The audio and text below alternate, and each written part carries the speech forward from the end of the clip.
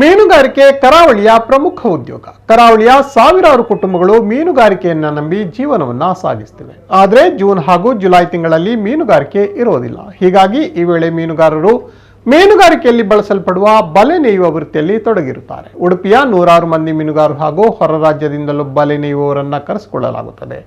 2 ತಿಂಗಳ ಕಾಲ ದೊಡ್ಡ ದೊಡ್ಡ ಬಲೆಯನ್ನ ನೇಯುವ ಕೆಲಸವನ್ನ ಇವರು ಮಾಡುತ್ತಾರೆ. ವಿವಿಧ ಬೋಟ್ಗಳು ಹಾಗೂ ದೋಣಿಗಳಿಗೆ ಬೇಕಾಗುವ ಹೊಸ ಬಲೆಯನ್ನ ನೇಯುವ ಕೆಲಸವನ್ನ ಸಮುದ್ರದ ಬದಿಯಲ್ಲೇ ಶೆಡ್ ಹಾಕಿ ಮಾಡುತ್ತಿರ್ತಾರೆ. ಅಲ್ಲದೆ ಮೀನುಗಾರಿಕೆ ನಡೆಸುವಾಗ ತುಂಡಾದ ಬಲೆಯನ್ನ ಸರಿಪಡಿಸುವ ಕಾರ್ಯವನ್ನು ಕೂಡ ಮಾಡ್ತಾರೆ. ಜುಲೈ ತಿಂಗಳ ಕೊನೆಯವರೆಗೂ ಬಲೆ ನೇಯುವ ಕೆಲಸ ಮಾಡಿ ಆಗಸ್ಟ್ ತಿಂಗಳಲ್ಲಿ ಯಾಂತ್ರೀಕೃತ ಮೀನುಗಾರಿಕೆಯನ್ನ ಆರಂಭಿಸುತ್ತಾರೆ. ಹೀಗಾಗಿ ಮುಂದಿನ ತಿಂಗಳಿಂದ ಆರಂಭವಾಗುವ ಮೀನುಗಾರಿಕೆಗೆ ಈಗಾಗಲೇ ಭರದ ಸಿದ್ಧತೆಯನ್ನ ಇವರು ಮಾಡಿಕೊಳ್ತಿದ್ದಾರೆ.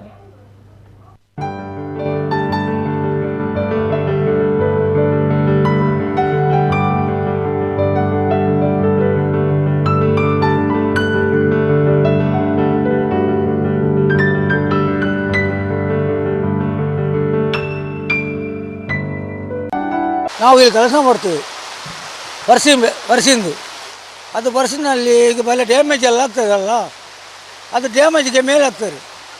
ಅದು ನಾವು ಕೂಲಿಯವರು ಈ ಕೆಲಸ ಮಾಡ್ತೀವಿ. ನಮಗೆ ದಿವಸಕ್ಕೆ 800 ರೂಪಾಯಿ ಕೊಡ್ತಾರೆ. 7 ಗಂಟೆಗೆ ಕೂತ್ಕೊಳ್ಳಿಕ್ಕೆ, 5 ಗಂಟೆಗೆ ಬಿಡಲಿಕ್ಕೆ ಕೆಲಸ.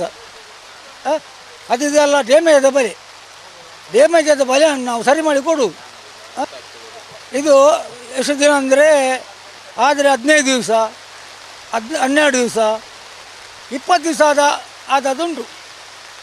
ಅವರು ಹೇಗೆ ದನಿಯವರು ಹೇಗೆ ಹೇಳ್ತಾರೆ, ಸೋಪ್ ಮಾಡಲಿಕ್ಕೆ ಹೇಳಿದ್ರೆ ಸೋಪ್ ಮಾಡ್ತೇವೆ. ಅವರು ತುಂಬ ಜನ 3-4 ಪಾರ್ಟಿ ಉಂಟು ಇಲ್ಲಿ. 4 ಪಾರ್ಟಿ ನಮ್ಮ ಪಾರ್ಟಿಯಲ್ಲಿ 4 ಪಾರ್ಟಿ ಕೆಲಸ ಉಂಟು.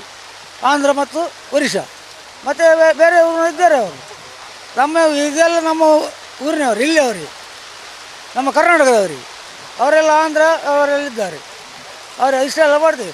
ಮತ್ತು ಒಂದು ಬೋಟಿಗೆ, ಒಂದು ಸ್ಟೀಲ್ ಬಾಡಿಗೆ 80 ಲಕ್ಷ ಬಾಡಿಗೆ ಆಗ್ತದೆ.